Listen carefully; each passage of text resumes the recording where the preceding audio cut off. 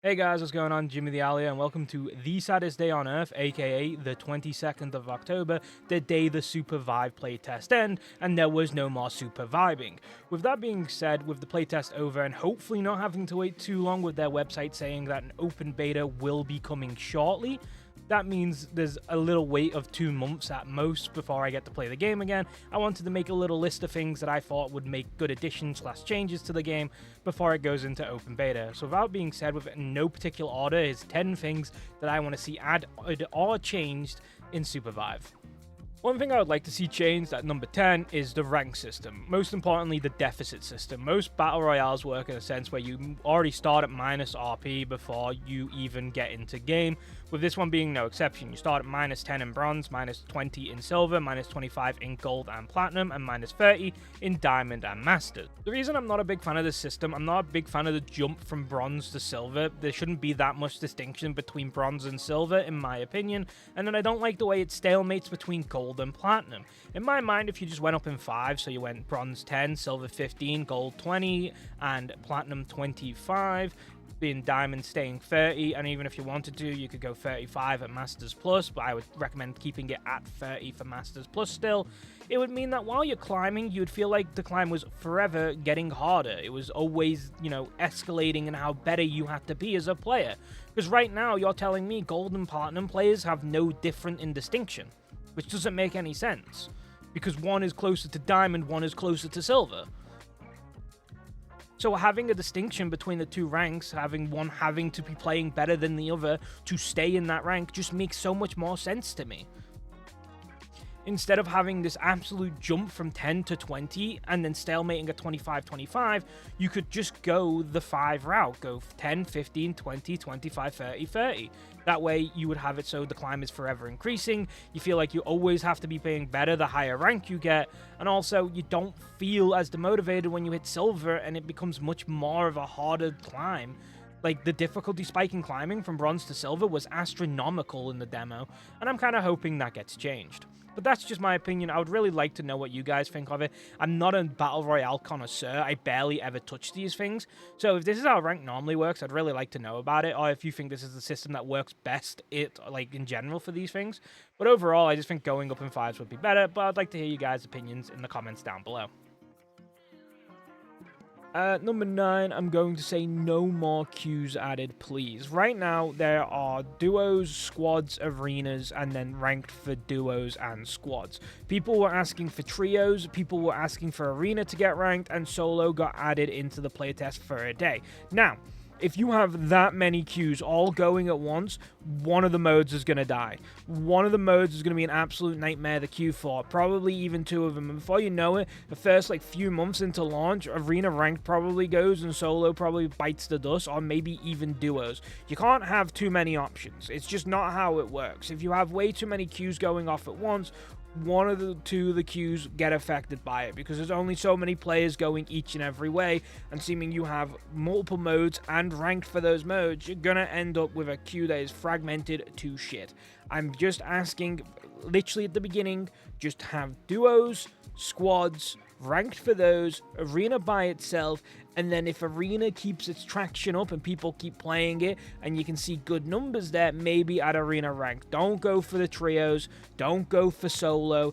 Solo players can literally go play arena and you'll get the same exact experience. Just vibe with what's in the game right now. We don't need a bajillion modes on launch, or it's going to be a nightmare to find a game. At number 8, I'm going to want more clearer stats going forward. There's an item in this game that made me really think about how little we know in stats. There's an item that gives armor shred, and I was sat there thinking, 1, when would I ever need armor shred? Tanks die in 2 hits anyway, so it's absolutely pointless having this. But 2, what armor am I shredding? To my knowledge, we just don't have a way to find armor. I looked at the stats everywhere I possibly could, and could find no stats for armor shred. So I have no clue if I even have any on base, and if I do have armor shred on base, how much armor does everyone have? Because it feels like they have none when you get some items going. It just feels really weird. I'd like to have some more clearer stat pages so we can see what we're working with on our characters, more than just health, damage, and cooldown. I'm going to ask for better name detection at 7, because I have no clue what name detection you're using at the moment, but this name got through. And I don't get how this name got through. This name should never have got through any detection system in 2024, but here we are. We just need a better name detection system very quick. I want better front lines at number 6. Right now, Oath and Phoenix are the only front lines, and Oath is the only reliable front line you can have with his giant shield to actually deflect damage and not die instantly. Phoenix is okay, and he has a lot of anti-heal potential, but the problem is, once he has anti-heal applied on him by himself, that's it. He's done. No one can heal him. He can't heal himself. He just dies. He can't hold damage. He has no damage mitigation. He has nothing. He just goes down like a sack of bricks. He's about as good of a frontline as a wet piece of paper when no one's allowed to heal him. With anti-heal as it is, and we'll get to that in a moment, right now the only best way you can make front lines is to give them shields and not rely on heals, because as soon as healing is gone, that tank is fucking donked. And a lot of people right now have ways to anti-heal, even Phoenix himself, making Phoenix on Phoenix matchups just absolutely unbearable. As soon as they both anti-heal each other, they both go down super quick.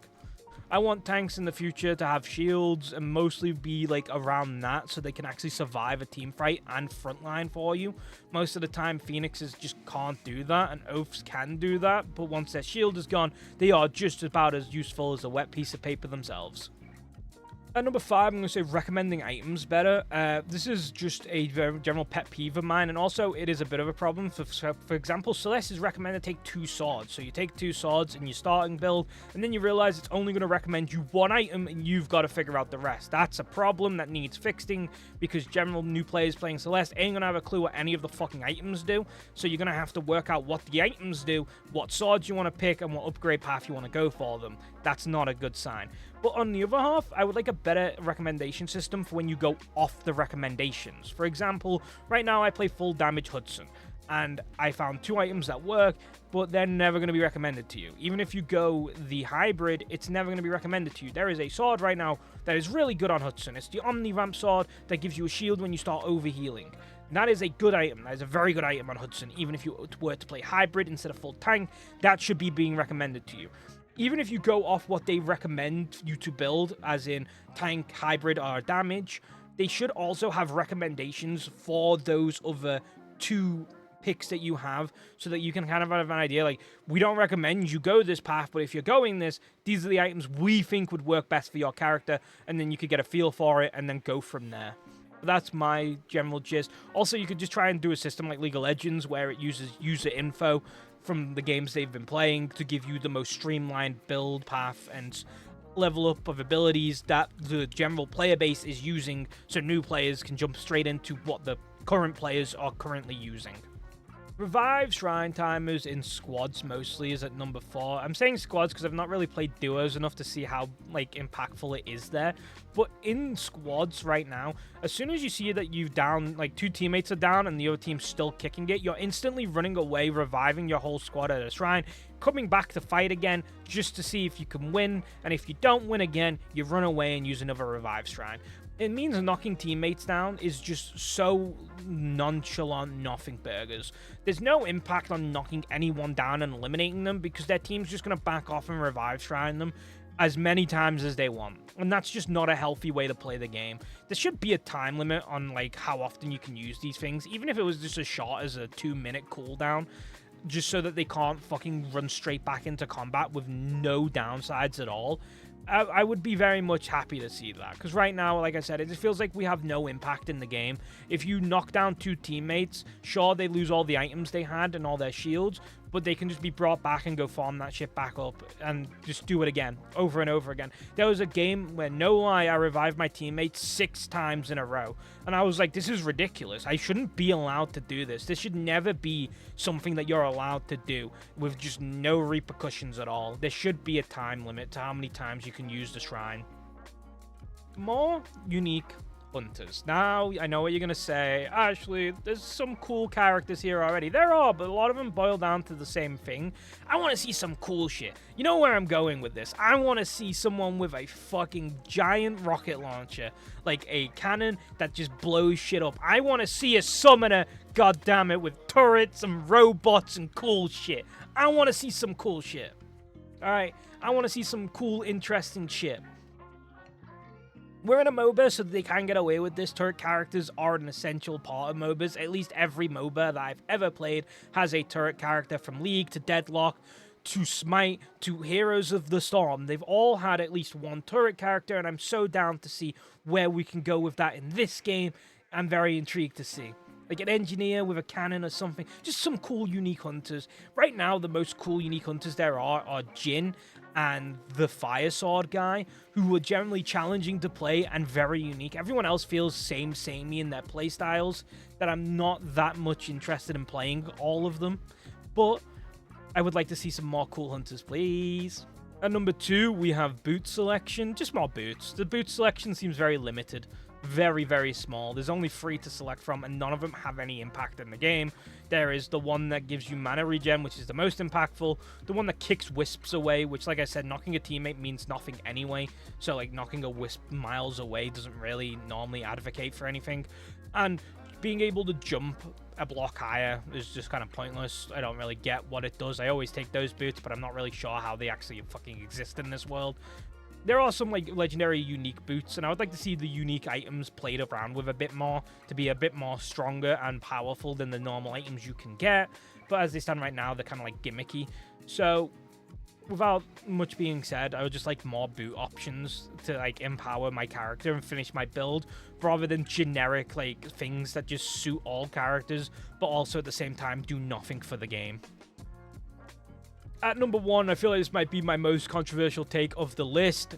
Anti-heal reducing heal, not completely stopping healing. Right now, like I said, Phoenix is a wet noodle once he gets in a fight and is anti-healed. A lot of characters are, and I don't think anti-heal should ever stop healing completely. I always think it should just reduce it, because certain characters like Celeste can become a complete nothing burger when anti-heal is thrown into the mix. You watch your team get absolutely blown up, and there's nothing you can do when all your abilities are a root, a dash, a heal, and a heal. There's just nothing you can do for your team. You feel pointless. Imagine in League of Legends if you're playing Soraka and all you can do is watch your team be burned alive as everyone gets anti-heal put on them, and you can no longer do a damn thing to save them at all. You just have to sit there and watch your team be wiped out as your heals do 0. Not reduced, but 0. And that's my problem with anti-heal in this game. It's the exact same thing. You're going to have characters that are based around healing. That's fine. But when you can, like, have a team stacked full of anti-heal and there's nothing we can do about it, there's no counterplay, getting touched by one ability applies it for a certain duration of time, then it's just GG, well played, that character's dead, or Celeste can't do anything. Anti-heal should just reduce healing, not stop it completely. And that's my list. I feel like I hit some good points.